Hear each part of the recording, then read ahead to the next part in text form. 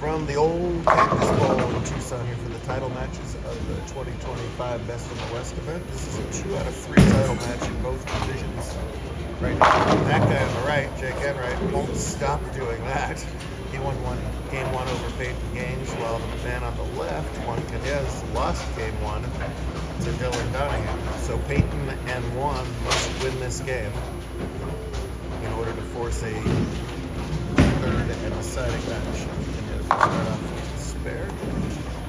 Peyton is getting 25 pins in every game, so Jacob has to win by 6 to win each match. The game starts out well with a strike there. Jake blasted 280 scratch the last game. Give him 284 with his big old 4 pins of handicap. Plenty to win that match. It's not aggregate pins though, so he could have won 600 to 1-0. It didn't matter. That's just one of the 2 he must win. Juan hasn't made too many of our shows. He only bowls occasionally with this real slow. This is probably the slowest ball speed we've had of a scratch finalist in quite some time. Very effective all day long. He's really enjoyed this pattern. It was the longest of the 3 all weekend, the middle ratio of the 3 all weekend, and he's just found a lot of shim and just walking that ball into the pocket. Contrast that with Dylan's style, who's just absolute max out red line rotation, as hard as he can heave that 2-handed ball down there. Him and Brandon Rother probably throw the biggest tanks on tour. When it's in control, it's devastating.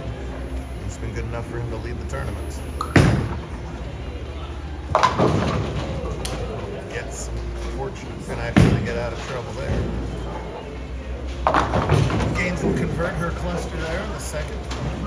2 red-hot bowlers in the handicap division. Peyton won her first career title back in April in Pahrump, while Jake's recent wins have gotten up to 4 career titles. One more made on a big-time roll. Both piling up the points and accolades here. Regardless. No! You had to hit them harder than that, gentlemen. As both of them get a wiggle and a don't fall, but for Dylan, that's an open. For Enright, that's only a rare non-strike. 10 of them in the first game, of course. Batting 500 here in match number 2. Also lower ball speed for Jake, but 2-handed. He's just really, really comfortable with that purple ball. Dylan can recover from that early 12-pin deficit as a result of that open frame. Typical Donahue strike there to third. These 2 guys are good friends, representing the old Pueblo well. Friendship ends as soon as you step on that approach. If you know what's good for you, go have a root beer later on and talk about it. Kind of a trick to bowling these finals, and if you can just get in that real calm headspace where everything's just normal and ordinary, you can really start to pile up titles. Jake has been in that headspace since exactly January 25th, I believe, and has yet to leave it. It's historic stepladder and loft. Switches balls hard and straight at the 7. Not a problem. Peyton, like I said, it doesn't matter how much she lost game 1, but she's got to keep bowling her match. She bowled real nice in the back halves of games to win her matches so far over our newcomer Brandon McIver in round 1. And over red hot Jacob Miramontes in round 2. There's a pretty strike with Peyton. Strike in this game. And a round of applause for Brandon, who finished 4th today.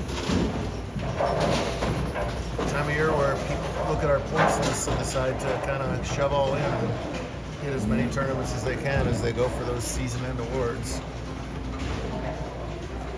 The all-conference point race and handicap is as tight as it can get between Harvey and Andrew Linus. Jacob climbing up that category as well. Plenty more to be decided. Double points on the line today. Hang on, ball. All right, there goes that 7th pin. Big double for you. She takes the lead in the match on the scoreboard, let alone the position. So Dylan, there's not a whole lot of finesse to this, right? It is pure red line. I've never seen him take anything off a ball in his life. Wow. Wow, second time. Didn't see too much of either of those. Didn't see too many. What did he say? Oh, wow. Shots fired. Getting shrapnel right behind me there. Didn't see too many ring 10s on pocket hits. The carry was really good for the most part. And did not see too many of those pocket ping pong ball hits. Although if they're going to happen, they're going to happen in this pattern. This was 47 feet. Jacob, well, you know, just think about that for a second. Jacob has the left side mostly to himself, but he's also throwing that urethane. The general characteristic is it's going to peel off, boil off the front and bring it to the back. That's going to happen slower than all the traffic on the right-hand side, but if that does start to happen, you better look out for things like half 7s and 7/9s and things that are going to be indicative of the ball hitting a little more weakly and make an adjustment off of that.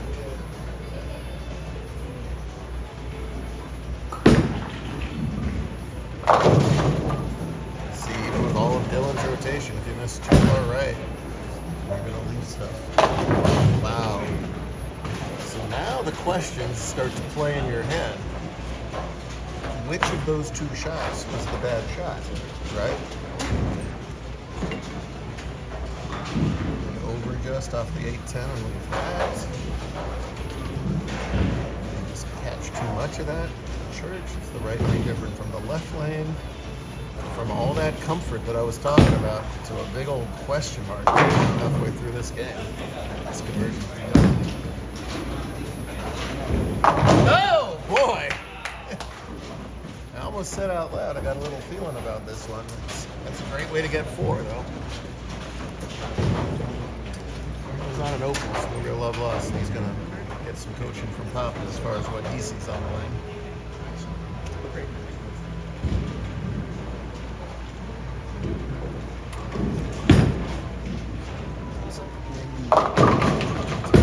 Left for one, lucky to only hit that. Oh no, and right when Peyton's been given a golden opportunity, she comes back with a big 4 of her own. That's on a double, so that's a double whammy. Tier 2 here would be 92 through 5. She'd still lead by 17 plus another 25. Get your 2 here, Peyton, and move on to the next frame. 1 switches to plastic. Pattern helps him out of that spare a little bit.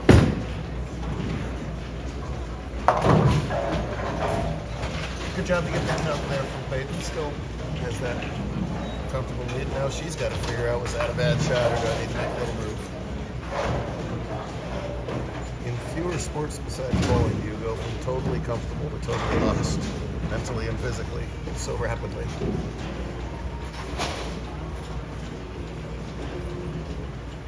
Rolls on Portland, Oregon next week, and then Pueblo, Colorado. I don't know who did this scheduling for May.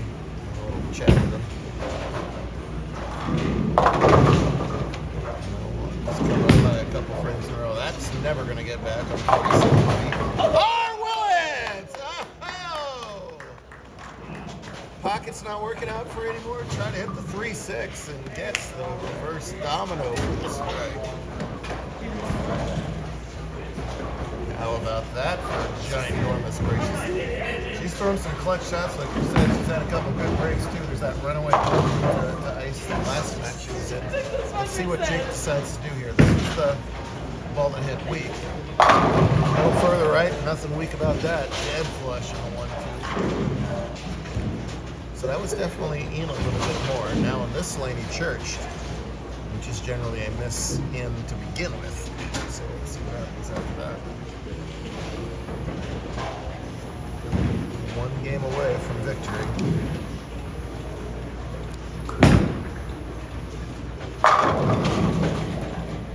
Continues to trail by 21 with that nice strike. Hands the ball off to his poor caddy. There goes Caddy Mason. One of Dylan's proteges. Looked pretty good. Jake doesn't seem to throw a shot.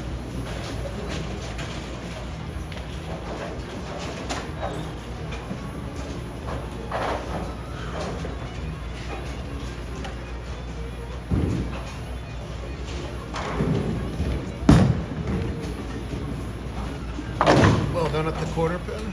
See if Dylan can cut it to an 11-pin game over there on 3. No.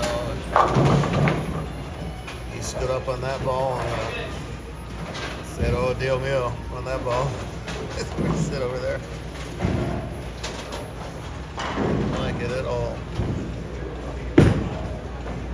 Shot for gains to capitalize. Boy, does she. Throws her best shot of the game. Splits the 8-9. Gotta love that. Extends her lead. Close to mandatory spare here if Donahue wants to wrap this up in 2.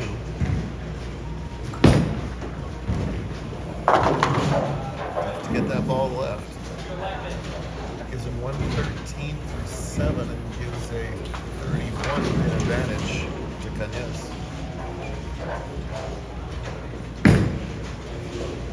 Game for 3.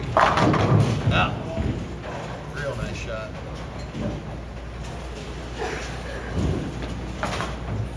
No relation to Renee. We learned that a couple years ago.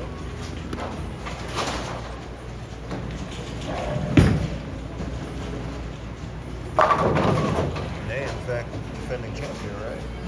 Yeah, missed the cut this year. Different patterns. 5, 4, and 5 games respectively. You can give Jake a little bit of hope.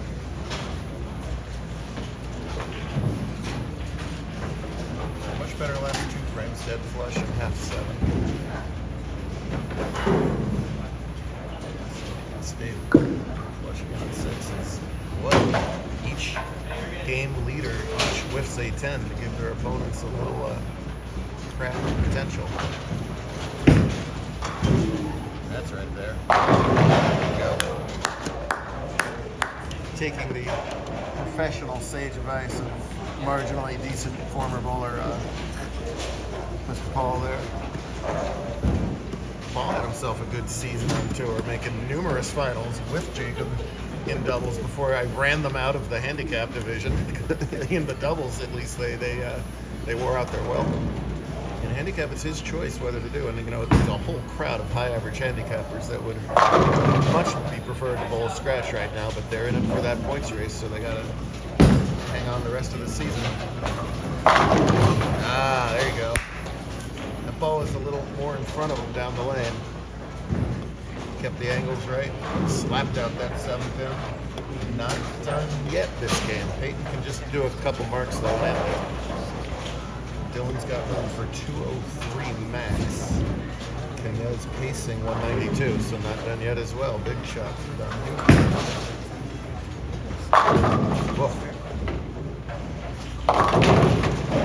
Rips the cover off it. Boy, that 6-pin flew low around the base of that 10-pin. Ring a 10 as it gets. Still room for 193, which would force a double out of Juan somewhere along the way. So that 10-pin left really costly. Game's trying to not make a mistake on the 3, and that ball does not get there. My goodness. Make your spares, make your spares. Now let's take a look at their board. Enright's got room for 205 minus the 25 that he's given. So room for 180. Peyton would need to double to get there. Anything less than a double, Jake can steal it, and this is not going to be a double. Unless you backdoored one again. You're not going to do that twice in one game. Yikes. Now the turns table to there. That was a ball change for Donahue on the left-hand lane, and that ball did not read very well at all.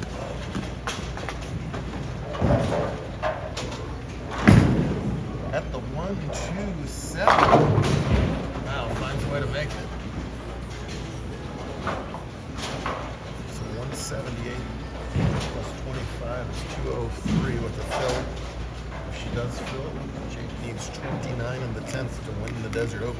I knew I was going to do that, to win Best of the West. Dang it, it's the first time I picked it. 2 marks and 2 frames will do it for one. No bullet time. Look out! No bullet time. And suddenly Peyton missing right everywhere. Tries the 1 on that. 75 plus the 2025 is 2-0, so now 26 pins is the winning total for Jacob. Anything less, and they'll play a tiebreaker here. Strike here would just about lock it up for Kanyes.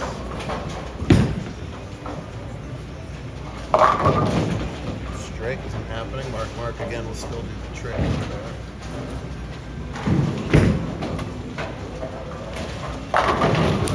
First one carries.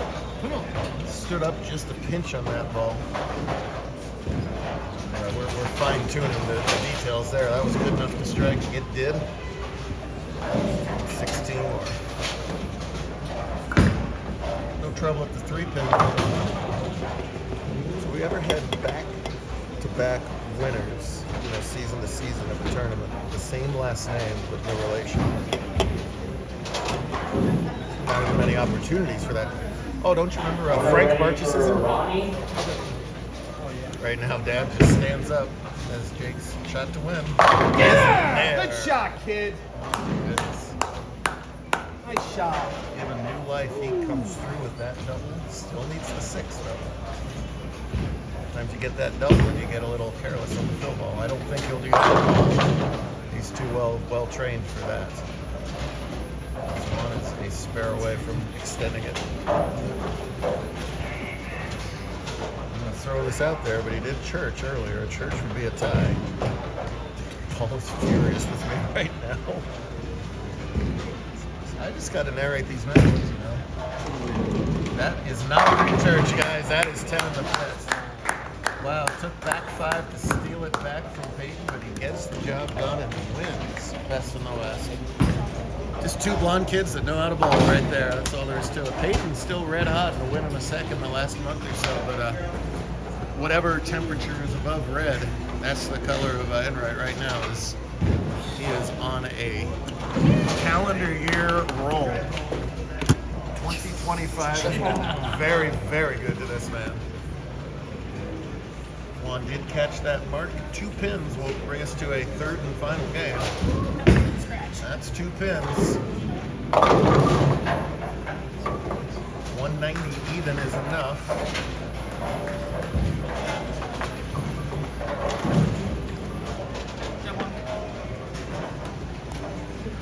We'll have one more game to decide whether Juan becomes a JBT champion or Dylan wins his 3rd. We'll do that in part 2 of the video, so make sure to watch that. He told me he did, or didn't/had no. I'd like to know that. Unfortunately, my record books are Alright, we're not even going to watch Dylan shoot that 10 pin. That's how upset he is. So check out part 2 for the final.